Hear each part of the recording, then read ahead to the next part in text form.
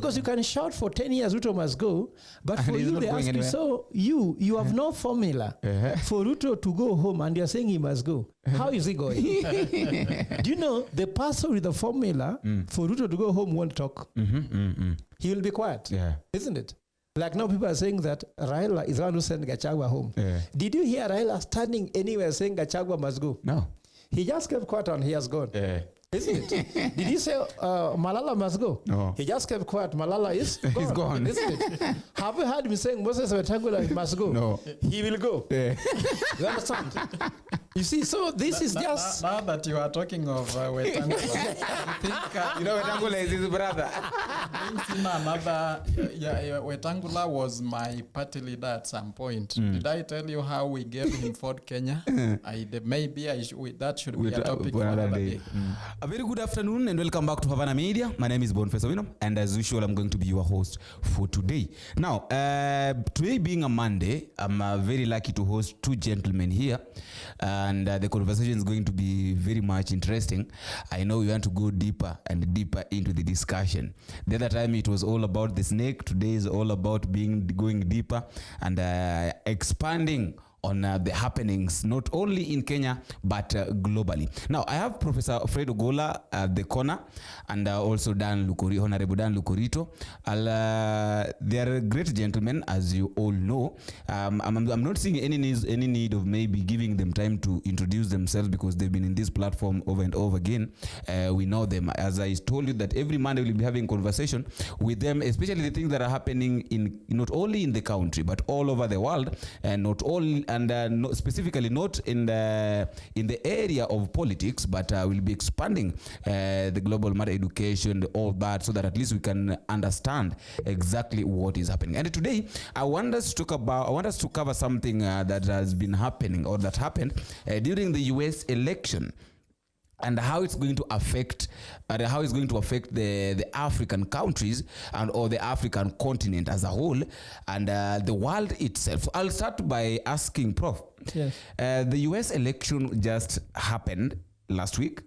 We know the president right now, even though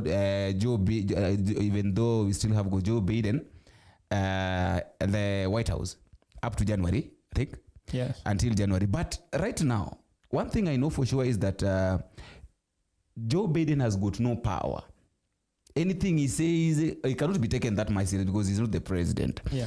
And we all know how the what he has been doing with African countries, African presidents, and all that. You know, summoning them here and there. So how is this thing going to affect the U.S. election generally? How is the U.S. election going to affect U.S. and also affect African continents? Yeah, first of all, thank you very much, Bon, for giving us this chance. Yeah. I want to say that any fiscal policy or foreign policy for Joe Biden does not make sense. Mm-hmm. He's still a president, but who really want to listen to what he's saying? People want to listen to what Trump is saying. Yeah. It's after a president has been elected, so we have Trump as president-elect. Immediately, Joe Biden looks like a castrated bull. Because a castrated bull, even if you put him with so many females, there's nothing that can happen. No reaction. No reaction. Atari kwenye lango lakini hakuna bao. So that's what happens now. So Joe Biden can say anything, but people don't listen to him. But you see now, to understand the impact of Trump election on Africa, also we have to understand how Africa impacted Trump election.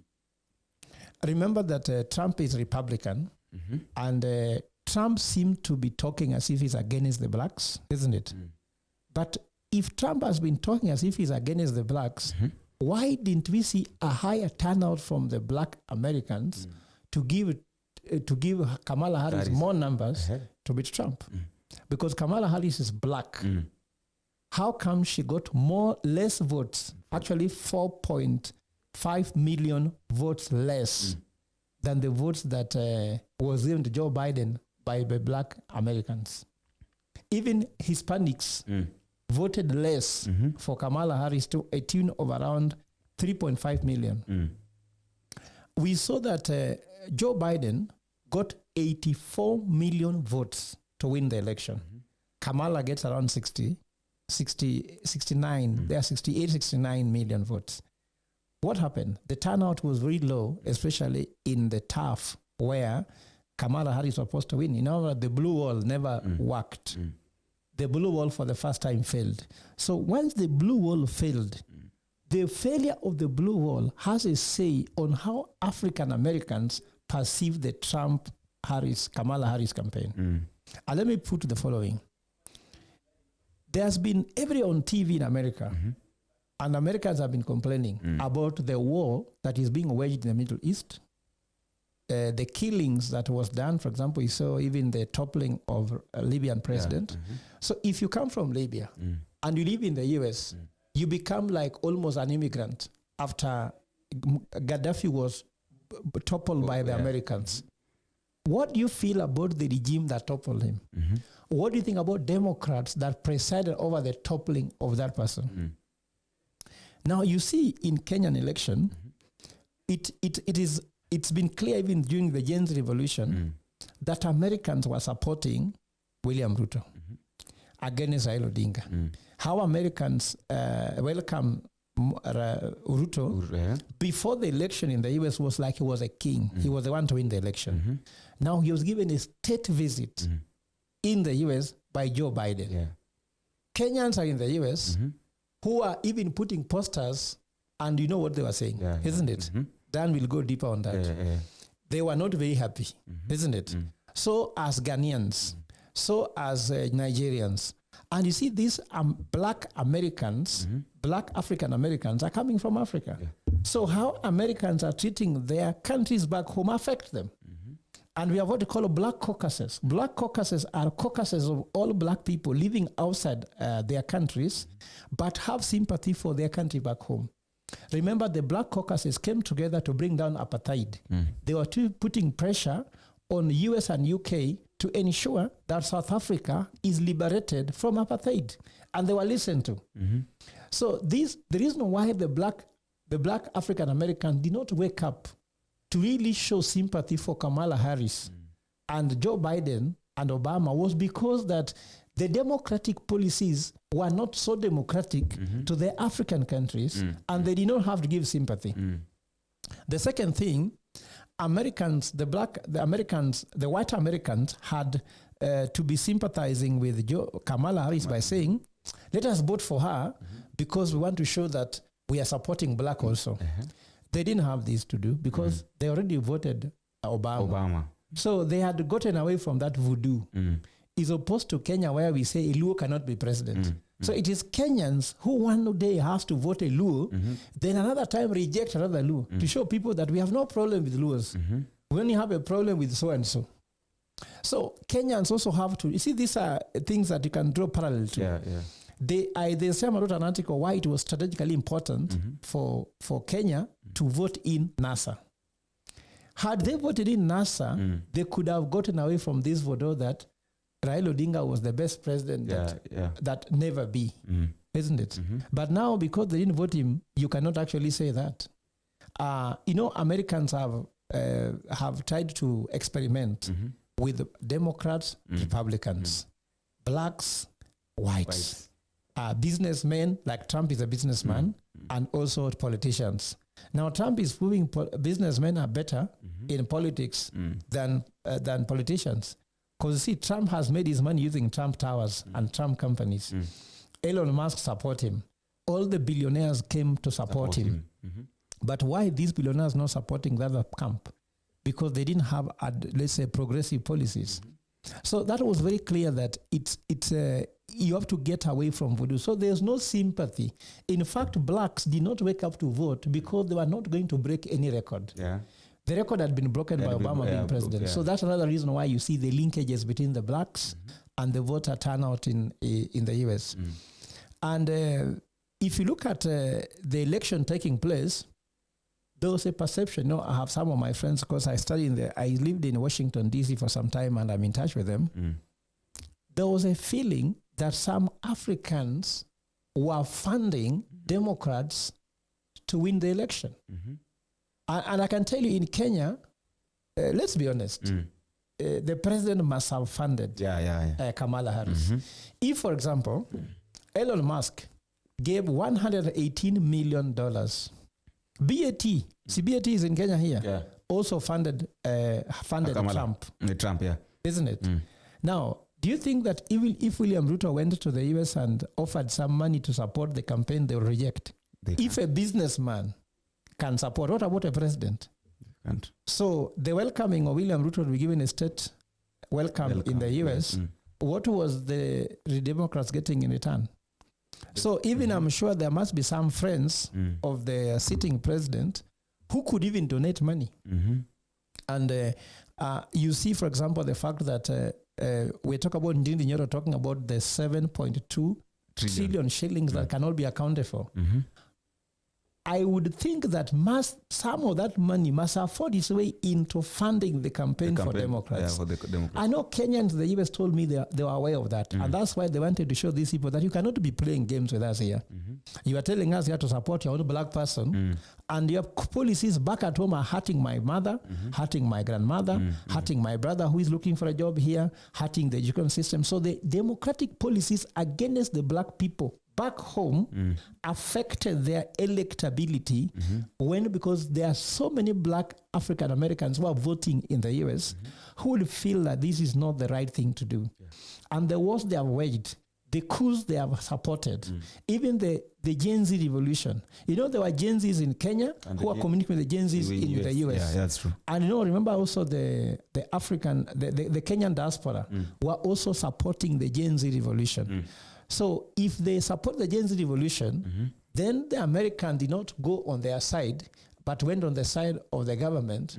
Do you think those Kenyan Americans will vote for a regime that does not support their mission back at home? So there was that impact, and I can tell you, money must have moved hands. Money is money. Now Kamala Harris had a deficit of $20 million in her campaign. Trump is saying he wants to fund it. He wants to pay because he has some extra money.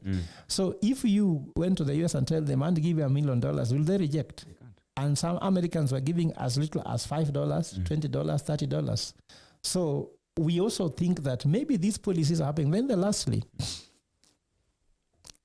when the head of CIA visits the president in State House, what are they doing? You know, would you see the head of NIS visiting the president of America and having a meeting? What are they talking about? It's all about money and maybe the power. So if you see the head of state, the State Department, for example, the one of Blinken, coming, you can understand these are policy, these are about trade and the rest, isn't it? But NIS should look about the intelligence of the country, how should the country, why they don't have a global thing? You know, there are some, what you call national interior. That's why I have Minister of Interior. NIS falls under Interior. CIA falls under Interior. Why are you doing exterior? So I'm thinking that maybe if at all this money was being donated, maybe the money was moving through those intelligence systems. And I can tell you, the fact that Kenyan Americans, African Americans suspected that their countries back home, Nigeria, Ghana, and the rest were suspecting. In fact, even some of my friends from South Africa told me the case. They were suspecting that their country bosses are funding American elections to help them stay in power. And that is why they had to show Democrats that you cannot play with us or you are going home. Now, after understanding how they rejected, now we come back and say now, Trump, having known that, because Trump has intelligence, now he received intelligence briefs, he's going through transition, he knows who funded who, and Americans, the advantage about Americans is they're going to publish the list of all the people who funded who, and it will be published in the media. So this suspicion I'm having, later we shall give you evidence, because we know where to get it. It will be open.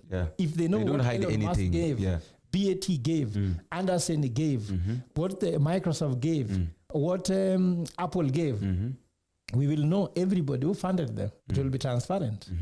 So now, because they already know, what will Trump be doing to countries that funded his opponent?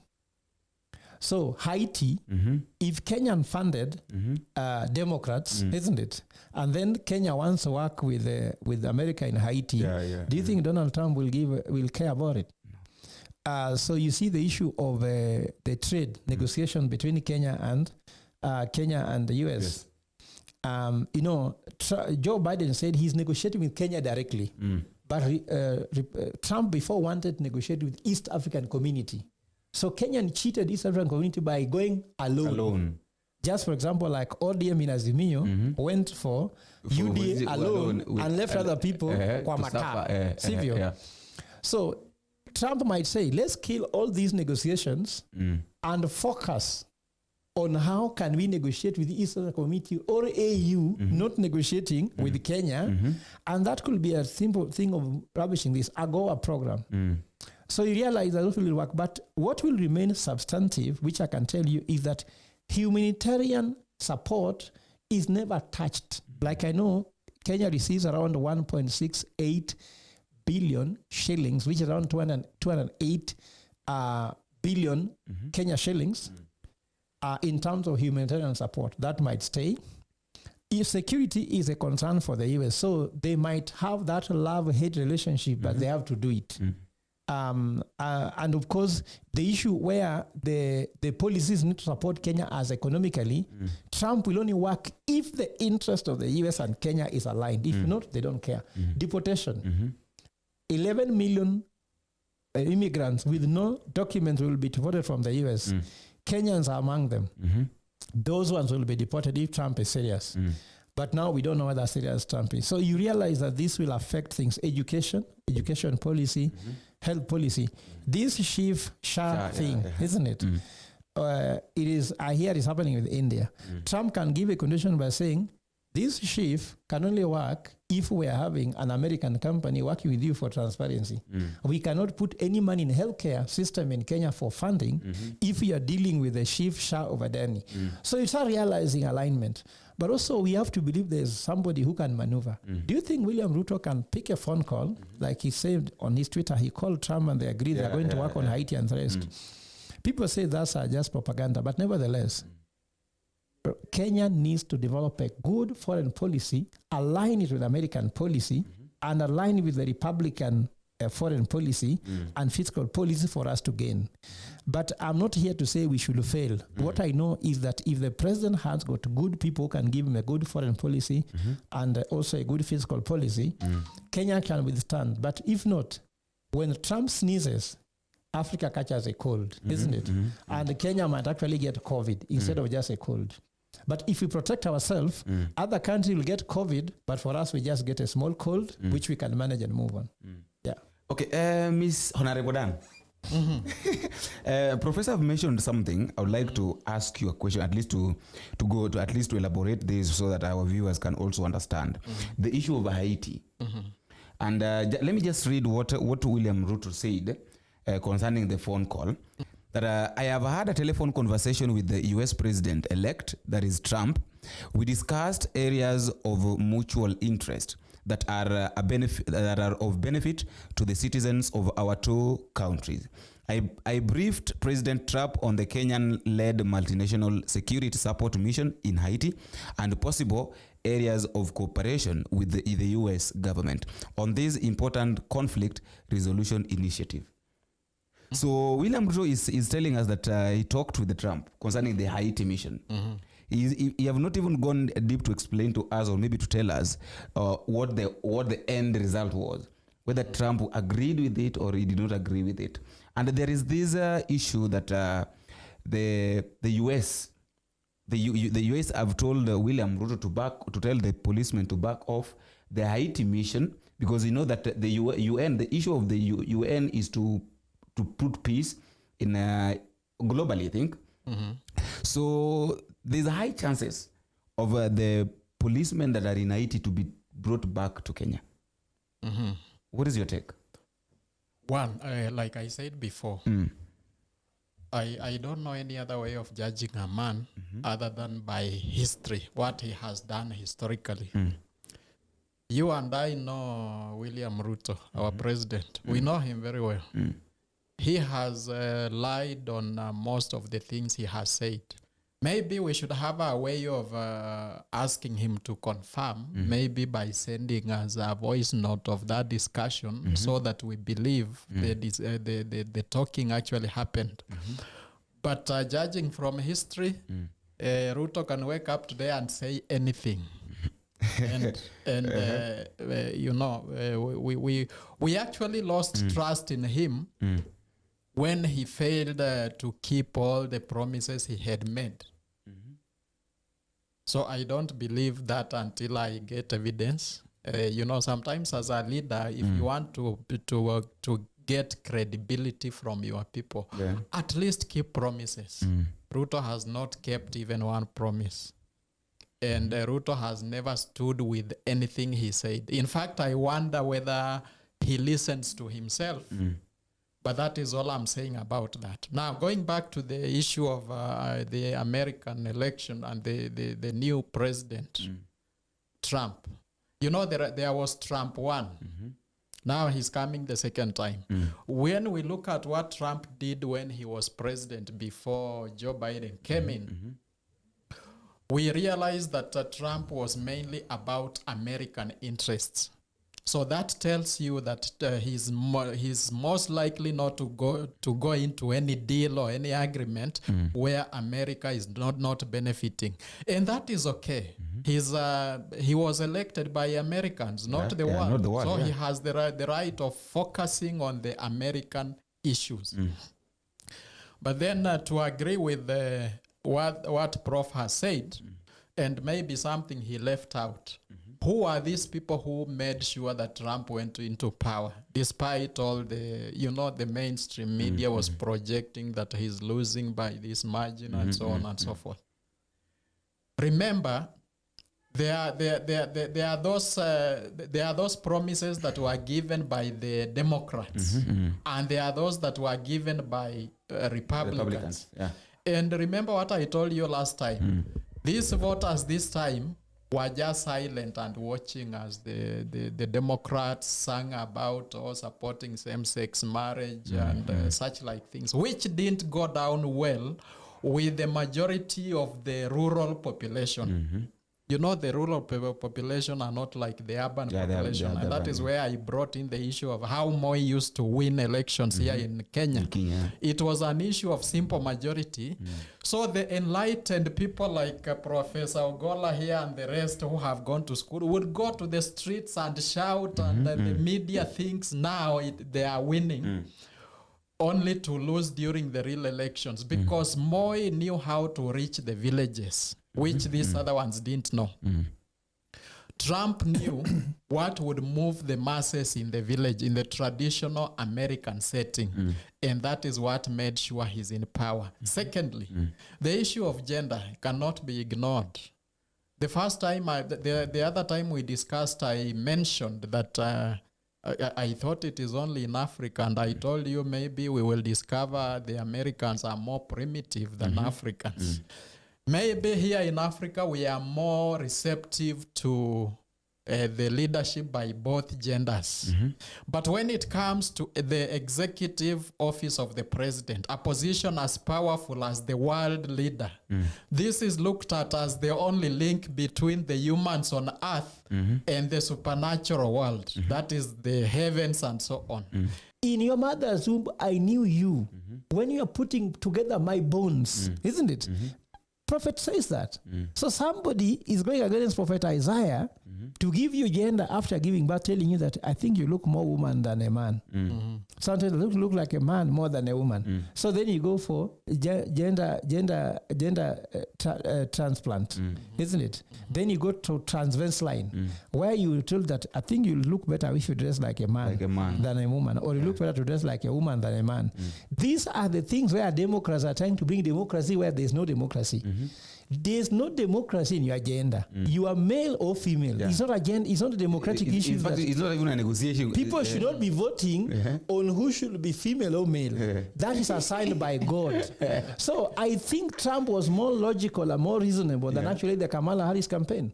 Those guys were more emotional, and that's why they excited very few people.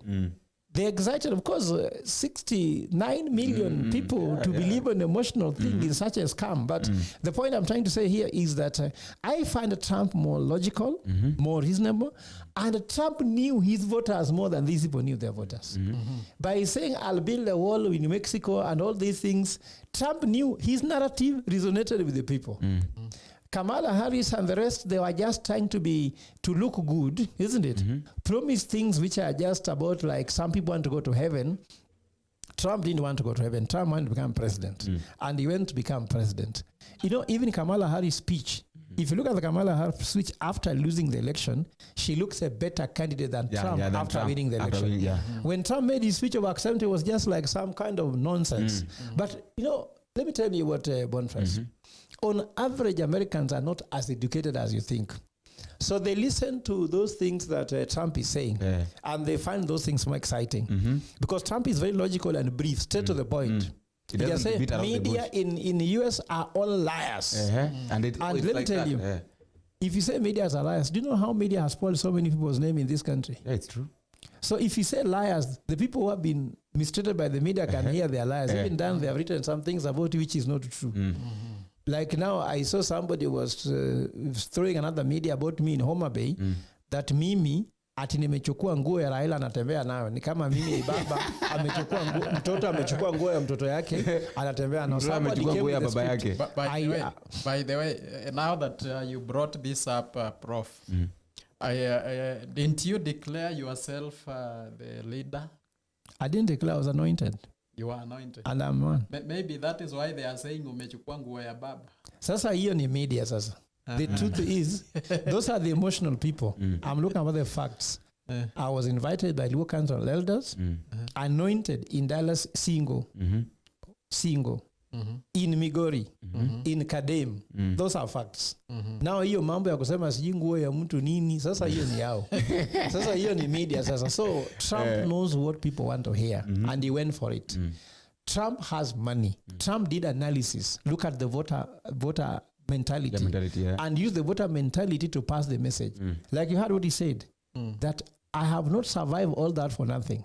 God went to use me. Understand? People want to hear that. Did Kamala Harris say anywhere that mention God? No, they are saying they are so good that the people who are good, they stand for the right thing. There's no God in their campaign. For them, they should be elected because they are so good. They are good. You understand? William Ruto came to Kenya. What did he tell people? It is God who has chosen him, isn't it? Which means William Ruto knows what he wants, isn't it? Raila Odinga said, I've really suffered. You understand? I may have really suffered. I really want to become president. I'm the one who can stabilize everything. Who listened? Who people listen to? God. God elected him. Even pastors are now saying they prayed to God to elect William Ruto. So actually, by Ruto carrying the Bible, walking with it everywhere, going to church everywhere, preaching. The other time he was putting on this hat for the divine. For the divine. He's already telling Kenyans, even if you say I'm a liar, you're saying Ruto is a liar, but he's putting on a hat of the divine. But for you continue being logical by thinking that your narrative is more powerful. But Ruto has done research. Many Kenyans are notoriously religious.